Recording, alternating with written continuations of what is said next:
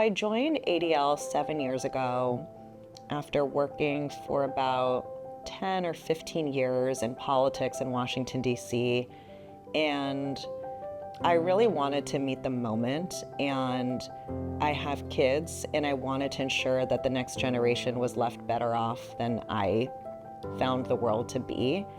And at ADL, we have an 100-year-old plus mission. We're a centenarian organization, which is basically, I'm paraphrasing, to both address anti-Semitism and all forms of bigotry and create a just and inclusive society. And what that looks like on a day-to-day basis is a lot of work in our local communities.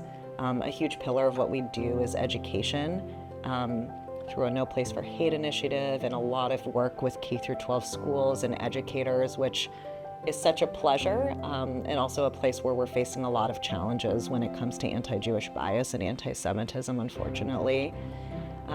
We also work with law enforcement on a day-to-day basis to build relationships, to share intelligence, to provide situational awareness briefings, and to do a lot of education and professional development as well to make sure they're protecting vulnerable communities, they understand the current climate around hate, they're combating extremism.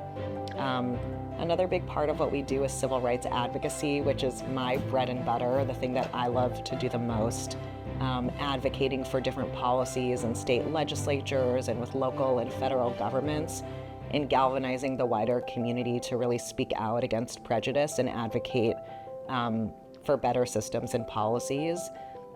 And I would say finally, last but very not least, we intake information from people who have experienced bias or any form of, anti-Semitism or prejudice, and we help them navigate challenges in a school or a workplace or liaise with law enforcement. So we aggregate that data and we can shine a light on what's actually happening on the ground in local communities.